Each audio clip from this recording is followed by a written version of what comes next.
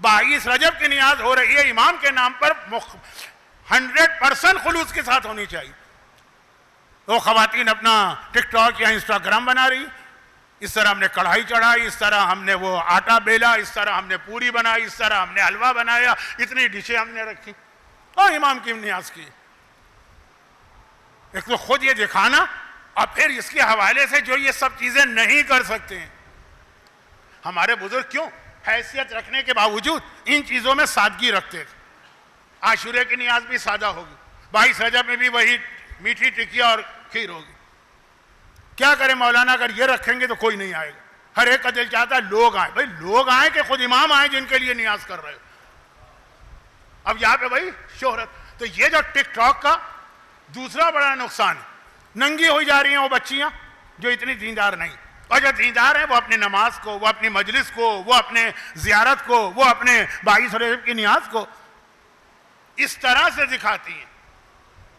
میں سب کے بارے میں تو نہیں کہہ سکتا نا, نیتیں تو اللہ بہتر جانتا ہے, لیکن ایک عام ماحول جو بنا, عبادتوں کا ثواب اور فضیلتیں ختم ہو جاتی ہیں. اور سیرت ہے فاطمہ کی. یاد رکھیے کہ اگر بس آخری باتیں بہت سی نامکمل رہ گئی, لیکن جیسی ہو گئی تو ہو گئی. لیکن اگر فاطمہ کے حوالے سے کوئی وہی جملہ کہہ دے جو میرے لیے, میرے سے مطلب ہے ہم جیسے لوگوں کے لیے, بھائی مولانا حضرات تو کہیں گے اللہ نے ان کو یہ دیا ہی نہیں ہے, تو وہ تو یہی کہیں گے کہ میں ظاہر کرو. فاطمہ کے لیے بھی کوئی جملہ کہہ سکتا تھا. تو فاطمہ نے یہودی دلہن کے گھر میں اس شان و شوکت کے ساتھ جا کے بتایا کہ ہم چاہیں تو ہم سے زیادہ اس دنیا کے اندر شان و شوکت کا کوئی مظاہرہ بھی نہیں کر سکتا. وہ ایک بار دکھانا ضروری تھا تاکہ وہ مولا کا وہ جملہ پورا نہ ہو کہ بعض لوگوں کی مجبوری ان کو متقی بناتی ہے. مجبوری نہیں ہے, ہم خوش اور راضی اسی بات میں ہیں کہ اس طرح رہیں. تو یہ وہ فتنہ ہے ٹک ٹاک, انسٹاگرام, جس میں بے حیائی, بے ہودگی ایک پہلو ہے, اور عبادتوں کو اس طرح سے ریاکاری کا ذریعہ بنانا. یزید کی دلیل یاد آتی, وہ نمازی کی کیا کہہ کے برائی کر رہا کہ قرآن میں نمازی کی برائی آئی ہے, فویل للمصلین الذین هم یراؤون. خرابی ہے ان نمازیوں کے لیے جو ریاکاری کرتے ہیں, کا قرآن نے مذمت کی ہے.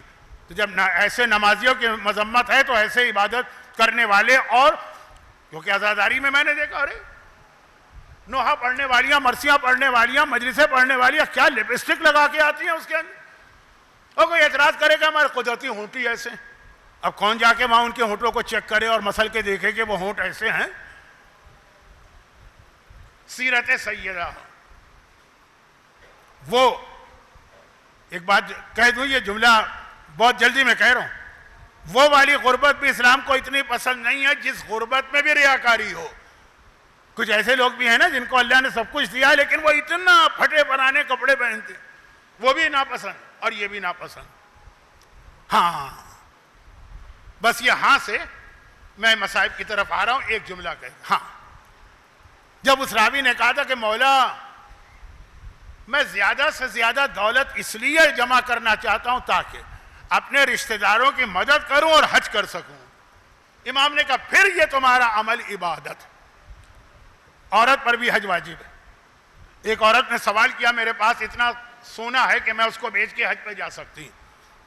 نہیں, وہ چیز جو آپ کی ضرورت کی ہے یا جو آپ کی حیثیت کے مطابق ہے اس کو بیچنا ضروری نہیں, بلکہ اگر اس کو بیچ کے حج کریں گے تو وہ واجب حج ہوگا بھی. جو حیثیت سے زیادہ ہو جائے اس کو بیچنا. اگر آپ کی حیثیت ہے کہ آپ کے پاس 10 تولے سونا ہو, یعنی عام طور پہ عورتوں کے پاس اتنا اگر ہوتا ہے, اس کو نہیں بیچنا. اور اگر آپ کی حیثیت 10 کی ہے, آپ کے پاس 15 آ گیا تو 5 تولے بیچنا. شہزادی نے 2 خواہشیں کی تھی مولا سے.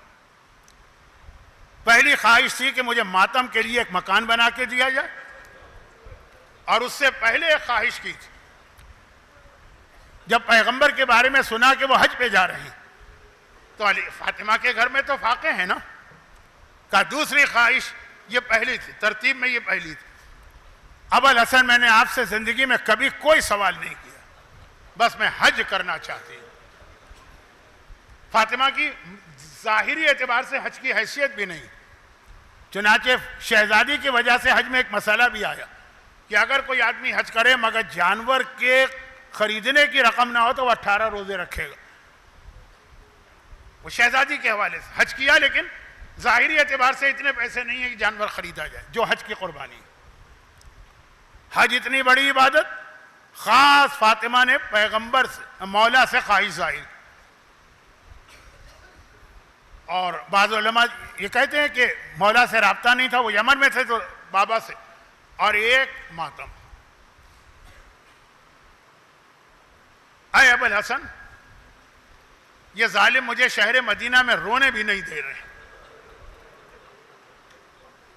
راوی کہتا ہے نا کہ ہر ہفتے میں ایک دن شہزادی میدان احد میں جناب حمزہ کی قبر پہ جا کے سارا دن گریا کرتی تھی. عمر ابن لبید کی روایت مفاتیح الجناح میں مدینہ کی زیارتوں میں پڑھ لی. لیکن باقی 6 دن جنت البقیع کے پیچھے جو ایک کمرہ ہے جو مولا نے بنا کے دیا، شہزادی کی فرمائش 2 ہی تھی، حج اور عزاداری. مومنہ کی سب سے بڑی تمنا یہی 2 ہونی چاہیے. اور عزاداری، فاطمہ بابا کا بھی ماتم کرتی ہیں، فاطمہ اپنے محسن کا بھی ماتم کرتی ہیں.